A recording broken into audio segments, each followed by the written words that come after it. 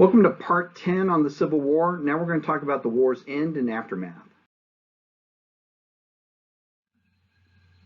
Now, as I said, in 1864, Abraham Lincoln very easily wins re-election. He captures 55% of the popular vote over George B. McClellan, and in the Electoral College, it's more of a landslide. He'll get 212 electoral votes, and McClellan only get 10% of that. He'll only get 21, right? And by March of 1865, the war is really on its last legs. I mean, it's effectively over. The Confederacy is still holding on, but it's not a matter of if they're going to lose. It's just a matter of when. So on March 4th, 1865, Lincoln takes his oath, swears in his second term in office, right? And unknown to him at the time, in the crowd, literally just above him on that balcony, is John Wilkes Booth, with a pistol in his pocket, right? Booth himself will say from his vantage point, he had an excellent chance to kill the president had he wished, right? He's right there at the time. But at the time, this is also not John Wilkes Booth's aims. Very quickly, though, that's going to change.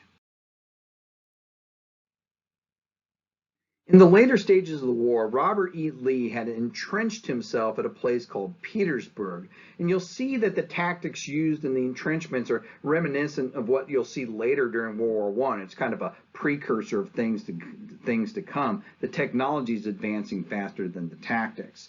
But Lee's going to realize that he just can't hold anymore. He's going to abandon it, and ultimately he's going to surrender to Grant's forces on April 9th, 1865. A month after Lincoln's second inauguration. Union forces will arrive at the home of Wilbur McLean in Appomattox Courthouse. Remember Wilbur? He's the one that was in Manassas Junction when he watched troops go tearing through his front yard. And now Union forces are going to come to him here in what he was hoping was quieter Appomattox and say, would you be so kind as we borrow your front parlor in order to execute the surrender of Robert E. Lee?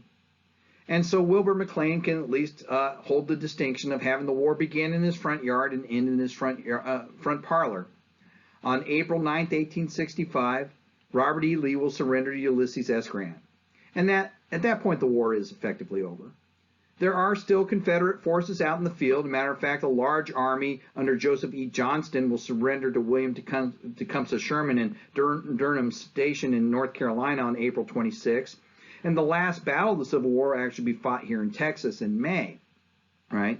Now, it was Lincoln's hope that the war would end and would bring America back together and spur American nationalism, but that was never really, never actually realized. And in fact, the nation is going to end the war divided and in shambles. The war is going to be immensely destructive on both northern and southern armies as they consumed the supplies in the regions in which they occupied, right? Sherman's marches from the south left a path of devastation behind him. Aside from the burning of Atlanta, you're going to see other cities in the south that are going to be absolutely destroyed by the war. And of course, most of the destruction was in the south because that's where most of the fighting took place, right? But for example, when Sherman just marched from Atlanta up and into North Carolina, it's estimated that Union forces destroyed 18,600 mules or horses, 13,300 heads of cattle, 19 million pounds of fodder, 22 million pounds of grain and corn, and 7 million pounds of foodstuff. And if things weren't destroyed by or requisitioned by Union or Confederate armies, there were also bummers who were equally as destructive. They would follow the troops, right? These were usually AWOL soldiers that would go through and just steal what was left. Union General Jacob Cox described him when he said, from barn, from granary and smokehouse, and from kitchen gardens of the plantations, isolated foragers would hasten by converging lines, driving before them the laden mules heaped high with vegetables, smoked bacon, fresh meat, and poultry. If there was anything left over, they were going to get it. The destruction and the despair was rampant. Matter of fact, ultimately, we're going to see it drive one individual to assassinating the President of the United States.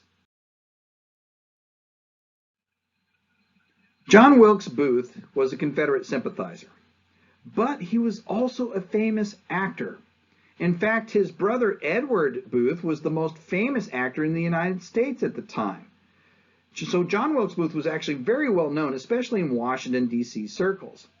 Now, he had become quite despondent as the war had progressed and it looked like the Confederacy was going to lose. So much so, in fact, that he hatched a conspiracy, a plan where he gathered up a bunch of collaborators in the hopes of kidnapping the president and exchanging him for some kind of peace settlement. Well, that idea fell through, and when that did, the conspiracy shifted from kidnapping to assassination. And this is a conspiracy because it has multiple people involved and there is multiple targets, right? We have John Wilkes Booth. He is designated as the assassin for the President of the United States, right? But there's others involved. David Harold, who aided Booth in his escape and also took him to Dr. Samuel Mudd because he'd broken his leg in the attack. We have George Asterotz, who was assigned to kill the Vice President of the United States, Vice President Andrew Johnson. He's going to fail in this attempt. He's going to only get so far as the hotel lobby where Johnson was staying, and then he's going to decide, you know what, I'm a coward. I'm going to go drink instead, and he's going to go rip-roaring drunk in the hotel bar. He actually said that in his testimony. I said, I determined that I was a coward. We're going to have Lewis Powell, who was assigned to kill the Secretary of State, William Seward. He'll go to Seward's house. He'll viciously stab Seward, in fact, causing him to lose a portion of his jawbone, and he'll also injure one of Seward's sons and one of his bodyguards. Seward, though, will survive the attack. We'll have Mary Surratt, who owned the boarding house where the conspirators met, and when everything shakes out, she'll become the first woman ever executed by the federal government in U.S. history. We're going to have Michael O'Laughlin, whose role we still historically aren't totally sure about, but he may have been assigned to kill General Ulysses S. Grant. We have Samuel Arnold, whose role also remains unclear. We know he was that he was definitely involved in the kidnapping plot, but what happened after that shifted to assassination, we can't entirely determine. Samuel Mudd was the doctor and an acquaintance of Booth who set his broken leg. Edmund Spangler, who was a stagehand at Ford Theater and helped Booth escape the theater. And finally, we have John Surratt. John Surratt was a Confederate spy who had helped introduce Booth to both Harold and Asterotz. Right? So it's a true conspiracy here. And so on April 14th, 1865, Lincoln's going to the Ford Theater, and he'd gone there many times during his presidency, usually to just take his mind off the problems of the day. This is the first time he's going to celebrate.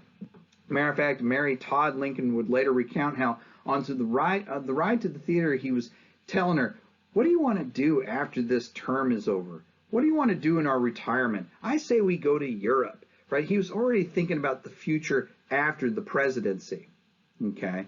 He was in a jovial mood. Pinkerton agents who were assigned to protect him had never seen the play they were there to see before, and so he told them, go sit in the crowd, go enjoy yourself.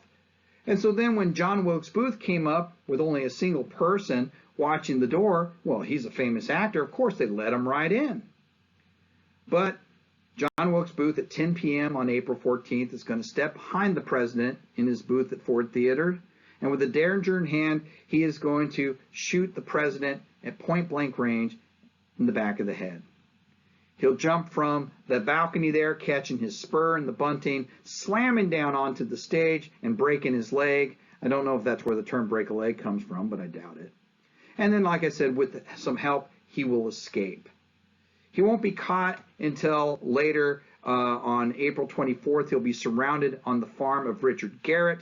And in the process of trying to smoke him out of the farm, a young Union soldier who thought he was going to make himself famous shot and mortally wounded him. Right? So the president and his assassin are both going to be dead. Lincoln will survive through the night, but on April 15th, 1865, President Lincoln is going to die, and we're going to have our first ever presidential assassination. Now, I'm personally in the belief that's why April 15th is tax day, because after all, it is a day of mourning.